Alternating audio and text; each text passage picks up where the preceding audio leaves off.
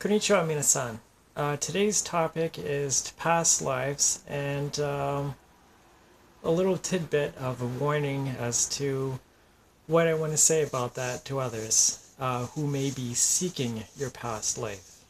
I've come in this life and I have no choice but to believe that people do come here, and they probably come here time and time and time again in different lives.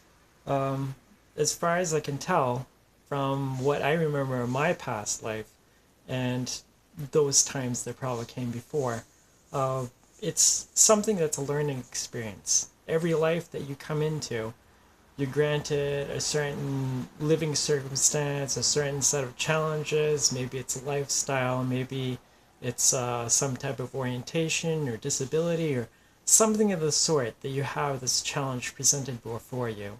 And it's very, very important that when you come back into that life, that you learned the things that you have to learn from it. Now, I will say this for sure, there is a divine power, entities that set this forth.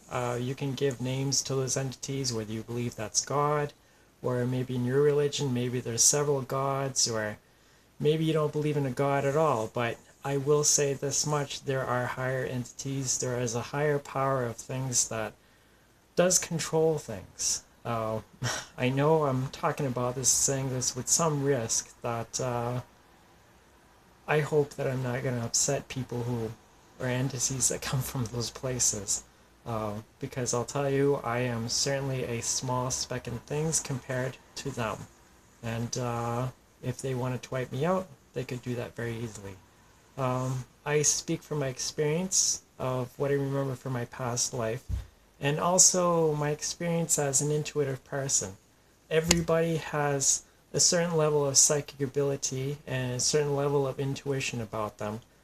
People who are psychic have more ability than other people, and intuitive people certainly know more. They feel things, there's a certain sense of things. I'm an intuitive person, so I'm very well tuned to people. It doesn't mean I know everything about people, but when it comes to past lives, I certainly can speak from a lot of experience.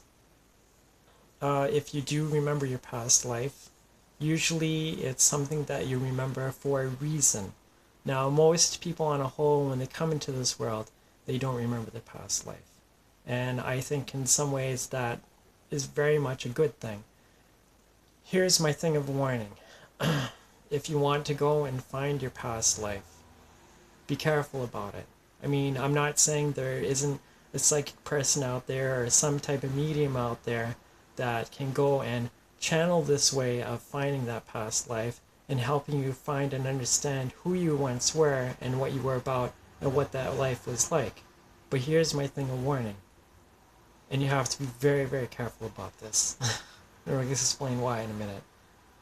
You don't know. You absolutely don't know what that life was probably like.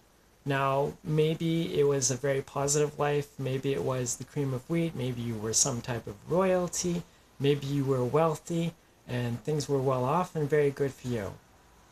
Or maybe things were very bad and maybe things were very poor. Maybe you had a very tough life. Maybe you faced a lot of abuse. Maybe emotions are kicking in. Maybe you'd seen things that human beings shouldn't see or shouldn't have to experience. Those things can be very, very tough. My past life was a good life, but there was also a good part of it that was very, very tough with a lot of things that I guess I understood, but it took a lot of patience and discipline to overcome anger and frustration and a huge sense of loss. That was a tremendous amount of suffering.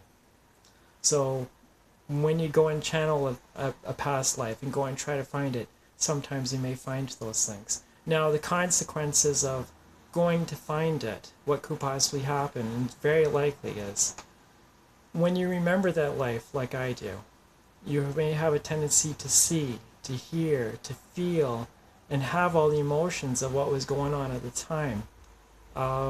If it's something that's very, very overwhelming, you might have a hard time processing that.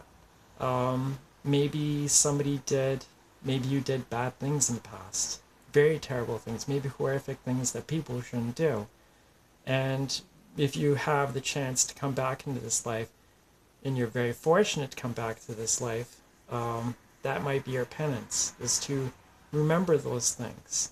Oftentimes, when people were very bad people or they did very bad things, if they have the chance to come back into this world, they will remember those things and they will remember them vividly. I mean, my experience, that so far has been the case. It's not that anybody would want to remember that past life. The past life chooses to come back to you. So instead of going to find it, if you don't find it, there's a reason for you not to go and find it. Okay? And I highly stress that you probably have no business of knowing what that experience or what that life was like. If there are some types of memories that come back to somebody, it finds you, and it finds you in bits and pieces, like pieces of a puzzle come together. And when those pieces come together, they make a picture, and you see the whole thing, and you feel it, and you experience it. It's very much an experience, if it's bad, like a post-traumatic stress disorder. And it's just very, very, very terrible. It's something where I've heard people tell me, it says, well, why don't you just go and forget about those things? Why don't you forget about it? It's all in the past. You have this life to live. And I'd say in a lot of cases, those people are right. They are right. But when it's granted upon you by higher powers for whatever reason, that you have to remember those things, or that those things are bound to pop into your head, those things are bound to be there for you to remember, it's something that you can't walk away from very easily. It's it becomes very much a part of your life. Now, past lives are not such a bad thing.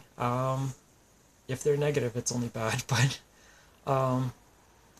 you get to learn things, you get to come into better experiences, hopefully later on in the lives that come after. For some of the people who do remember the past life, and even for people who don't, there might be certain things that you find are comfortable. Maybe there's something that you like to hold. I mean, I'll say for my example, my past life, I lived in Japan, specifically Hiroshima. And, I have teacups and things that, feel very comfortable to hold in my hands. I like the small teacups like this that are very nice. And there's also the larger ones. Well, this one has a little more style to it. But when I hold it in my hands, it just feels like it belongs there. Like I've had this before. And it's very, very nice. I'm very drawn through my experience to Asian things. I love being around Japanese people. I love the Japanese language. I love Korean people. I have some skepticism about Chinese people, but that all ties into my past life.